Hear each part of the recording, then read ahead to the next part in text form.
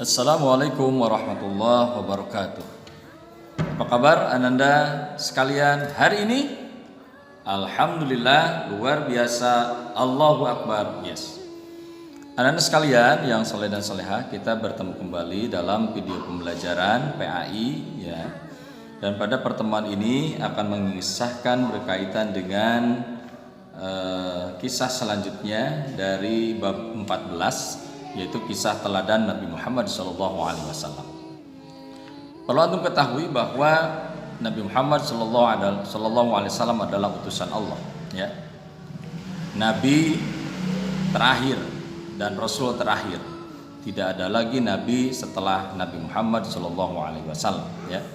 Nah, itu antum pada pertemuan kali ini akan mengetahui tentang sejarah kelahiran Nabi Muhammad SAW, ya, sehingga antum bagaimana perjalanan dari waktu lahir beliau sampai beliau menjadi utusan Allah atau diangkat menjadi Rasul Allah Subhanahu wa Ta'ala, ya. Untuk itu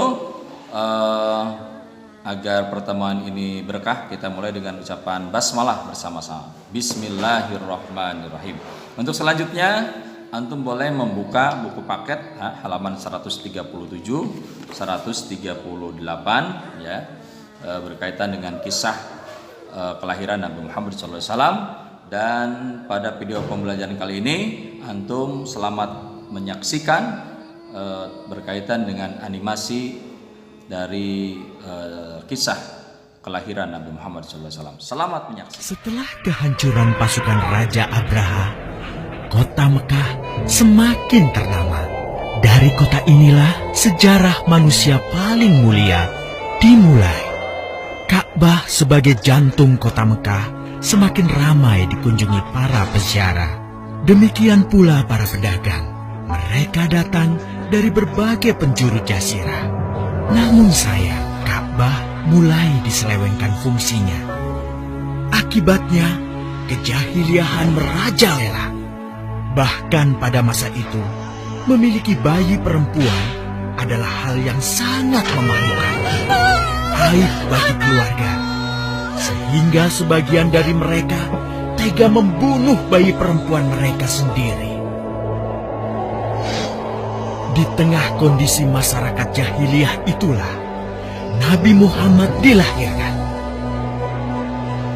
Bayi luar biasa itu lahir dari rahim seorang wanita mulia bernama Aminah.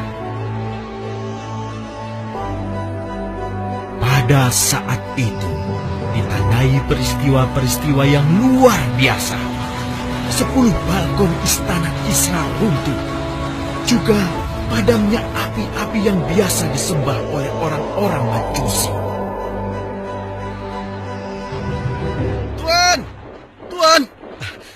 Tuan Abdul Muthalib, ada kabar gembira. Kabar gembira? Kabar gembira? Apa? Kabar gembira apa? Tuan, cucu Anda telah lahir. Benarkah? Laki-laki atau perempuan? Laki-laki, Tuan. Subhanallah, Alhamdulillah, Allahu Akbar. Kalau begitu aku ingin segera melihatnya. Mari, Tuan. Setelah mendengar itu, Abdul Muthalib bergegas menuju ke rumah Aminah.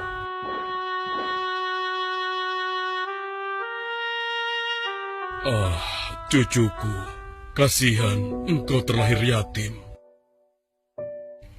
Dengan penuh kasih sayang, Abdul Muthalib membawa cucunya ke Ka'bah. Ya Allah, jadikanlah cucuku ini menjadi seorang yang mulia dan terhormat, sebagaimana Nabimu Ibrahim alaihissalam.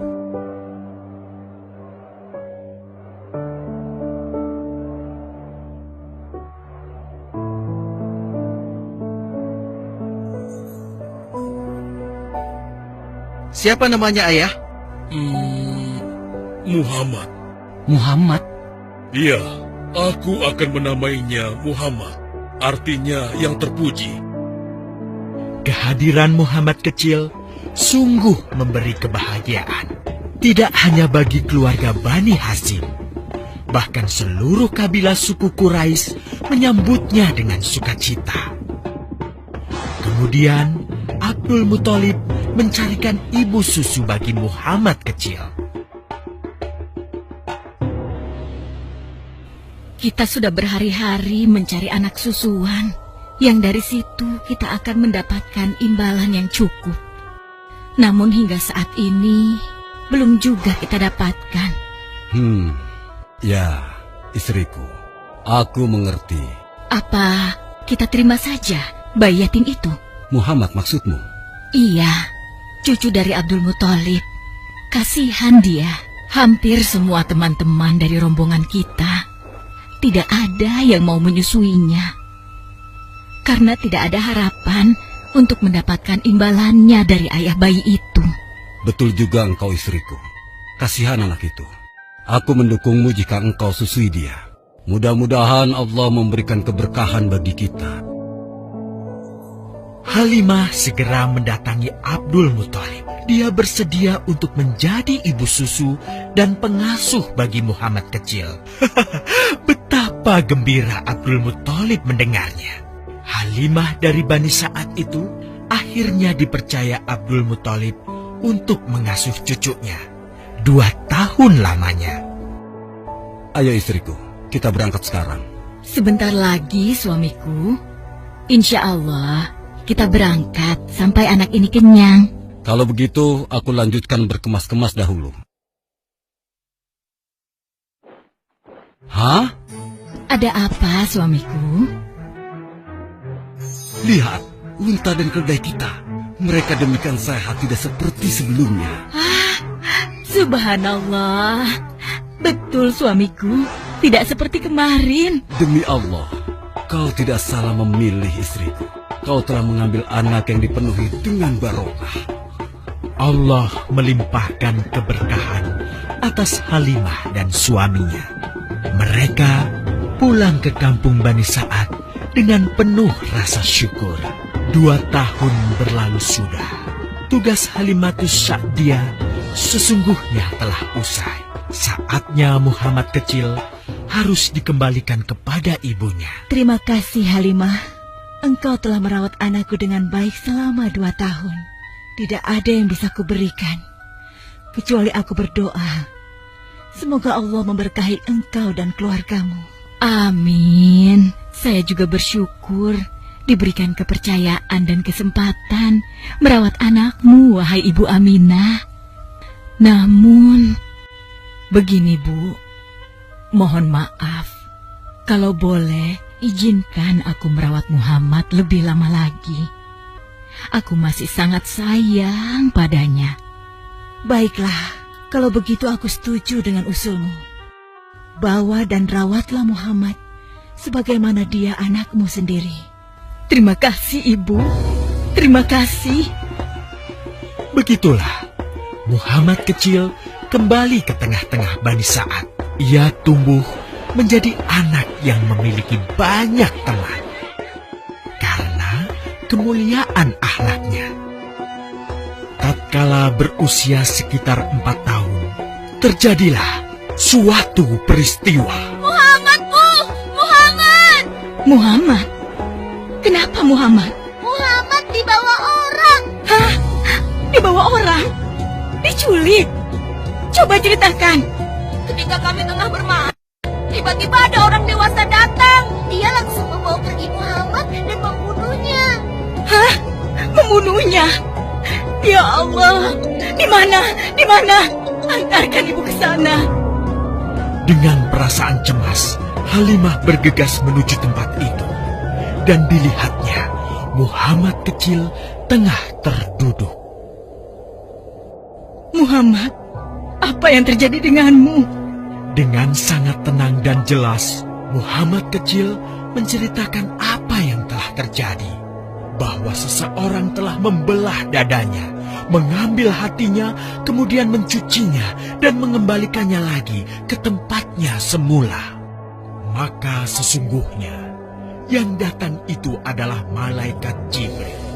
Dia ditugaskan Allah untuk mencuci hati Rasulullah sehingga bersih dari segala kecenderungan setan. Subhanallah, sungguh anak ini bukanlah anak sembarangan. Sebaiknya aku kembalikan saja kepada ibunya. Peristiwa itu membuat Halimah sangat khawatir. Maka bergegaslah Halimah mengembalikan Muhammad kecil kepada ibunya. Menginjak usia yang ke-6 tahun, Muhammad kecil diajak ibunya untuk berziarah ke makam ayahnya, Abdullah di Yathrib. Dalam perjalanan pulang kembali ke kota Mekah, Aminah pun jatuh sakit. Dari hari ke hari, tubuhnya semakin melemah.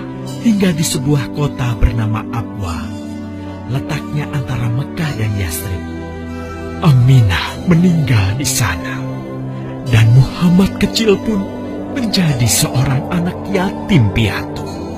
Sejak itulah Muhammad kecil dirawat dengan penuh cinta dan kasih sayang oleh kakeknya, Abdul Muthalib.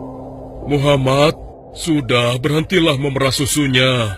Insya Allah, sudah cukup untuk persediaan kita hari ini. Beristirahatlah sejenak. Makanlah agar kau tetap sehat.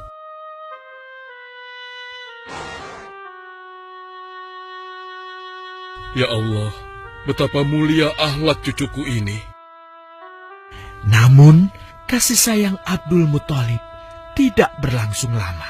Saat usia Muhammad 8 tahun, Abdul Muthalib, kakeknya yang sangat menyayanginya itu, meninggal dunia.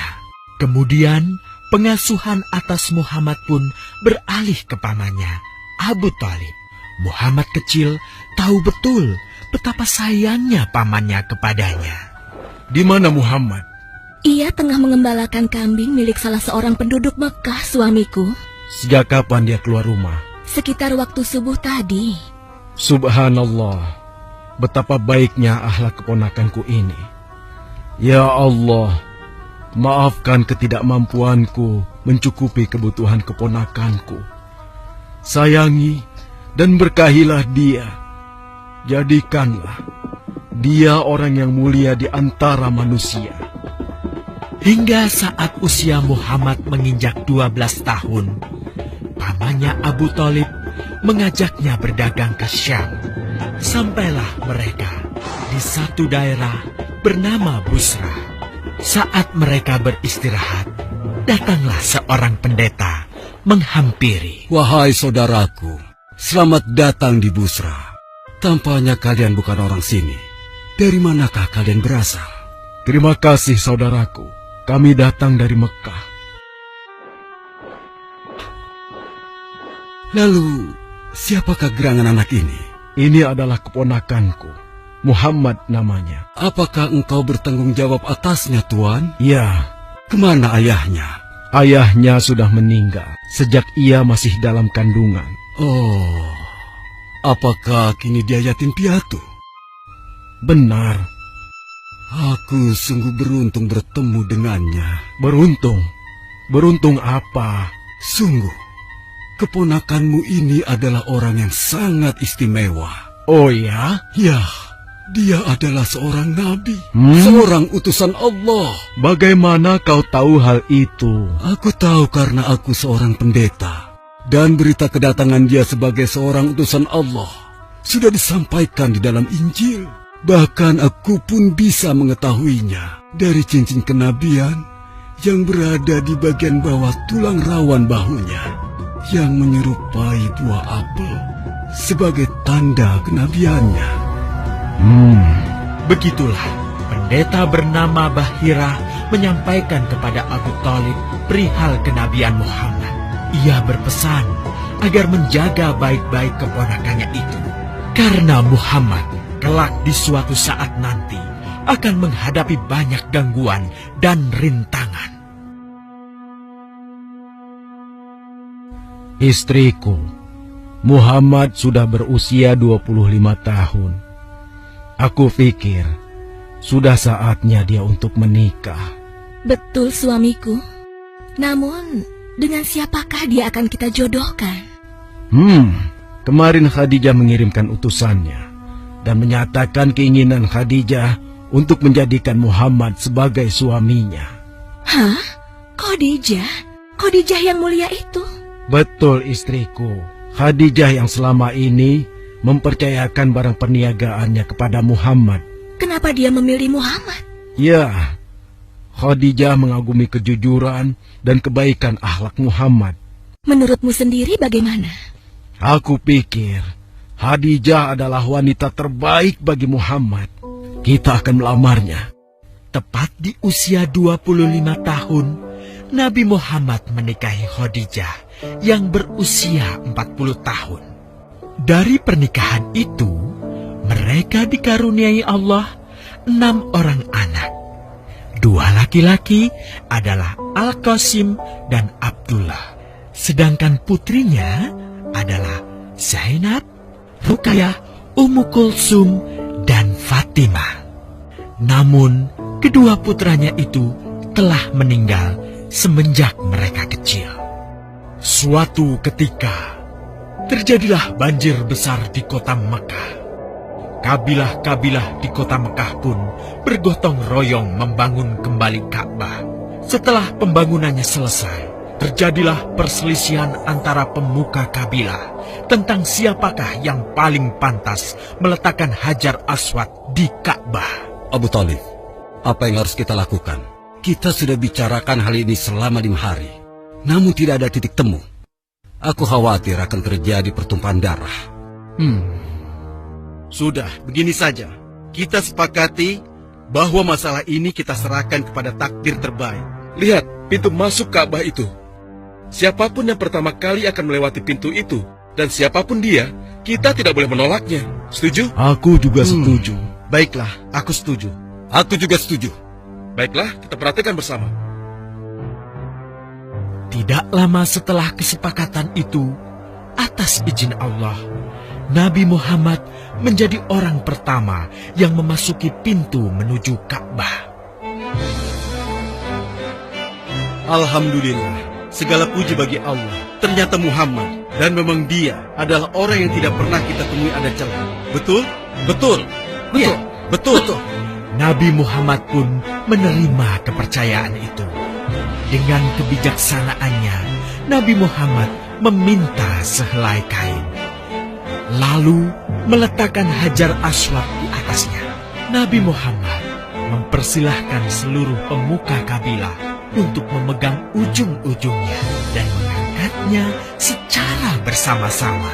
Setelah sampai pada sudut Ka'bah, giliran Nabi Muhammad meletakkan Hajar Aswad di tempatnya semula. Terhindarlah perpecahan di kota Mekah. Meskipun demikian, kegelisahan masih terus menggelayuti hati Nabi Muhammad.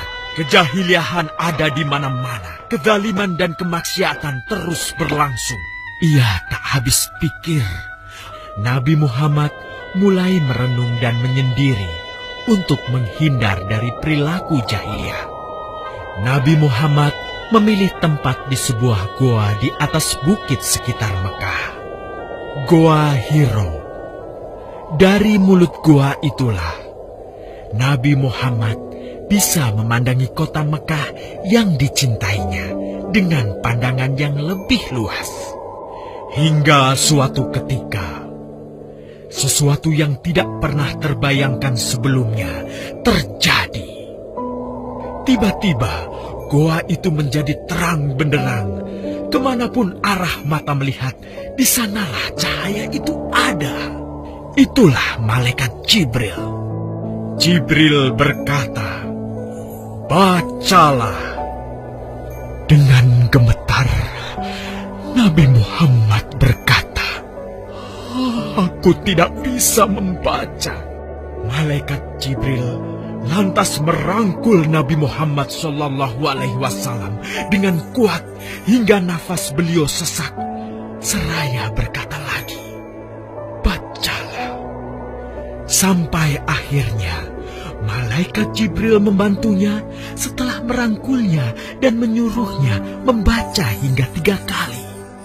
Kemudian malaikat Jibril membantunya membaca. "Bacalah dengan menyebut nama Tuhanmu yang menciptakan. Dia telah menciptakan manusia dari segumpal darah. bacalah, dan Tuhanmulah yang paling pemurah, yang mengajarkan manusia dengan perantaraan Al-Qalam. Dia mengajarkan kepada manusia apa yang tidak diketahuinya. Kalimat suci telah terucap, resmilah sudah. Dari dalam Gua Hiro, Allah mengangkat Nabi Muhammad SAW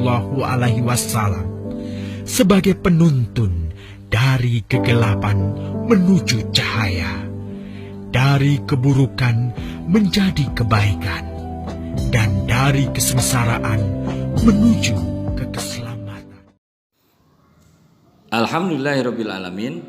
Anak-anak sekalian yang soleh-solehah, bagaimana kisahnya? Antum sudah menyimak dari awal sampai tuntas ya. Dan mudah-mudahan antum mendapatkan ilmu dan pemahaman berkaitan dengan kisah kelahiran Kangjeng Nabi Muhammad SAW sampai diutus menjadi Rasul. Selanjutnya adalah evaluasi ya. Evaluasi dari kisah tadi. Ada beberapa pertanyaan yang mesti antum jawab ya. Silakan simak pertanyaannya, ditulis dalam buku tulis dan kerjakan ya. Tidak banyak, cuma 5. Nomor pertama, siapa nama ayah Nabi Muhammad SAW? 2. Siapa nama ibu Nabi Muhammad SAW? 3. Kapan Nabi Muhammad SAW lahir? Mencakup nama hari, tanggal, bulan, dan tahun. Nomor 4. Siapa nama ibu asuh yang menyusui beliau SAW saat kecil? Dan yang terakhir, pada usia berapa tahun beliau diangkat menjadi Rasul? Silakan kerjakan ya, dan japri ke Pak Jaja. Demikianlah pertemuan video pembelajaran kali ini. Kita akhiri dengan ucapan wassalamualaikum warahmatullahi wabarakatuh.